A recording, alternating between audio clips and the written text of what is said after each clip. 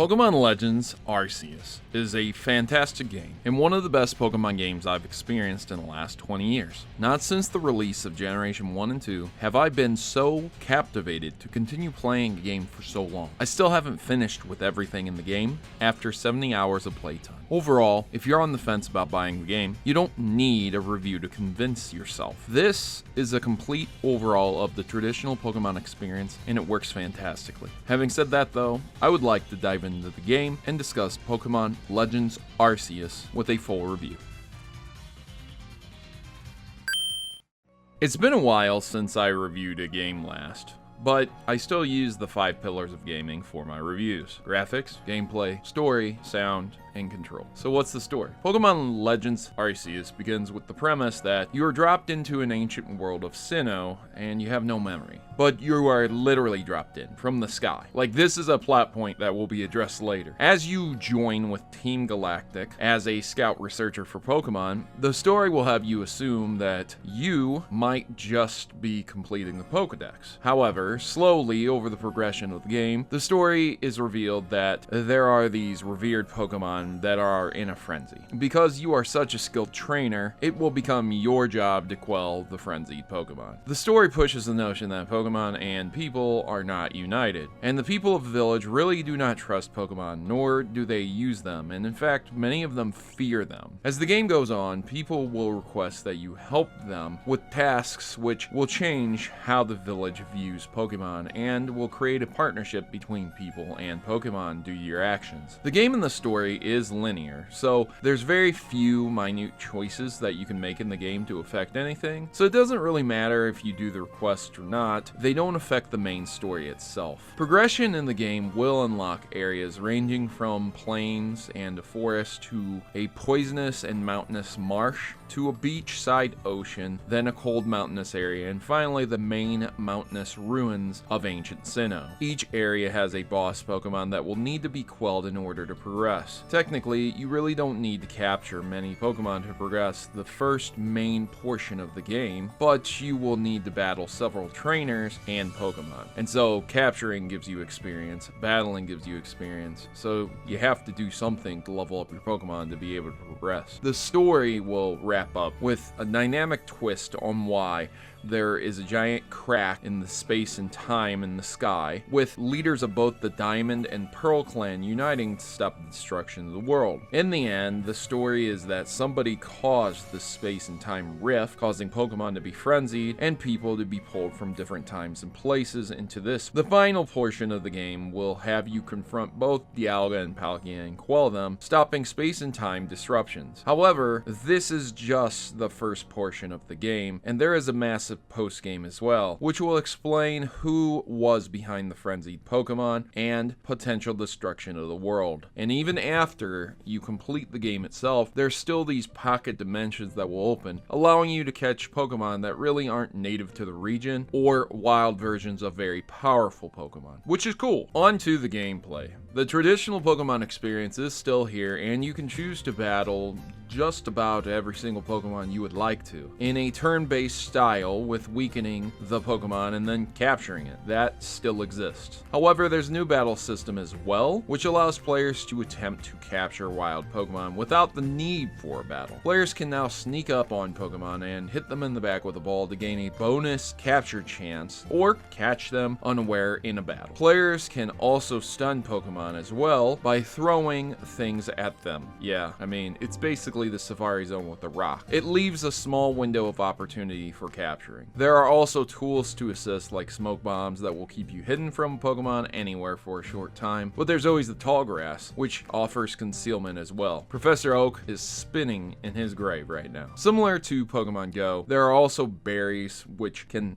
aid in both healing Pokemon and distracting them to make them easier to capture. However, a failed capture will often result in a Pokemon either growing angry and attacking or running away. And when a rare Pokemon escapes, it's the worst. There's a short period to attempt a recapture before a Pokemon escapes. However, eventually they'll respawn back for another chance to capture. It might take a while, but they'll go back there. But if a Pokemon becomes aggressive, it will require being stunned or battled in order to capture. If If a Pokemon attacks the player, they'll only be able to take a few hits before being knocked out. And then, you know, you lose a bunch of items, like a lot of items for blacking out. Also, depending on the Pokemon attacks, status conditions can occur. Poisoning or even paralysis can happen to the player. Status conditions do not stay with the Pokemon though after battle, so that's really nice. The battle system overall is fantastic and breathes new life into Pokemon. Now, I really only spoke about the capturing, but battling is a little bit different. There's a new mechanic in Alpha Pokemon, which are bigger Pokemon that are buffed with better stats and unique moves. These battles can be very difficult because you could have a level 100 Pokemon being outsped by another Pokemon and take massive damage despite there being such a massive level difference. The battle system is a little bit wonky for me, and many moves have been redone completely. For example, Double Hit now doubles the damage of the next attack, and Calm Mind buffs both offense and defensive stats. Stats will have the split for special and physical. Same with moves, but the buffs and debuffs seem to drastically differ now. And there are new power-ups for every move called Agile and Strong Style. Agile Style permits the player to potentially get 2 hits per turn at the cost of strength, and Strong Style powers up the said move, but at the cost of offering an opponent 2 moves, possibly. You can use any moves without using Strong Style or Agile Style. However, in order to complete the Shiny Dex, every Pokemon requires it, and they require it like a lot, like 70 times. However, this is post-game content, so like you don't have to do it at all. Overall, there are much fewer bulky Pokemon, and many Pokemon feel like glass cannons now. But it works, and it works really well. Battling trainers and Pokemon work the same exact way, which leads to the secondary goal of every Pokemon game, which is you gotta catch them all. Early on in the game, you will join the Galactic Corps, which is for scouting Pokemon and learning about Pokemon, but you will be tasked to capture all of the Pokemon. This is only required for the second main part of the story. The game is beatable, as in credits rolling, without completing the Pokedex. But if you want to know who is truly behind what brought you to this ancient world, you gotta catch them all and meet Arceus. But if you're inclined to complete the Dex by completing 10 tasks with every Pokemon, you will be given the Shiny Charm. And speaking of shiny Pokemon, this game's shiny odds are much higher than any others before, with many Pokemon being found in the wild as shiny. There are outbreaks of Pokemon as well, which can increase the odds of a shiny Pokemon. So if you're a shiny hunter, you will love these odds and the mechanics for finding them. The village can also aid in finding and capturing Pokemon by offering items to buy, crafting materials, candies, charms, and many other things. Crafting is another gameplay mechanic introduced, which allows players to create almost any item in the game from raw materials collected. You can also change your style, from your clothes to the hair. This game really has a lot going for it. But does it look good? Well, yes and no. Many people often debate if this game looks good. The argument will be raised that it's such a massive company that's developing this with so much money, then it should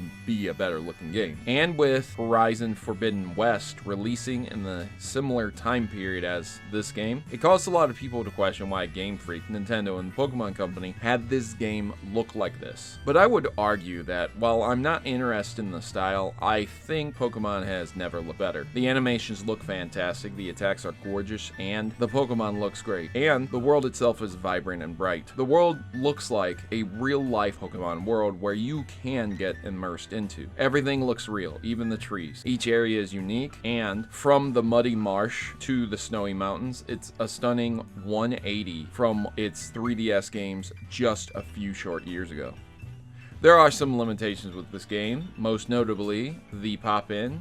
As this game loads entire areas when you first visit, there's not multiple loading zones. With each area, it's fully loaded in. It's like a giant bubble is around the player for what gets rendered in, and pop-in usually occurs within like 40 to 50 feet. Also, some wild Pokemon's frames really decrease. You can see them from far away. Again, the flying Gyarados from the first area, it doesn't look good. It's very choppy from far away. That said, with the few graphical glitches and limitations of the Nintendo Switch, the game looks fantastic and is worthy of a Pokemon world. Doesn't sound good though. The game makes use of Zelda Breath of the Wild's sound design. Musically, there's very few tracks to actually listen to. This game really doesn't commit to just playing music, but swaps between playing music and ambience for the area. For me personally, the night tracks are my favorite, but there are battle themes as well. The sound effects are nice. From the flute to the back attack sound effects, they're fantastic. And Pokemon are great. Their moves and battle cries are all sampled very well. While I would prefer a completely ambient music choice or an OST selection to consistently play, I think the sound design does work very well. So the real question is, are you in control? And yes, for the most part, the controls work great. I played both in handheld mode and with a wired controller, and the controls are very, very responsive. That being said, you are offered a dodge, which gives you invincibility frames for any move, but when there are AoE attacks, you can still get hit pretty easily, and it feels like you should. Especially with frenzied Pokemon, the battles are the player constantly just dodging attacks from Pokemon over and over again, and at times it can feel like you're taking cheap hits. Normally I would talk about the boss battles and gameplay section, but the controls really apply more to the player rather than like battling with Pokemon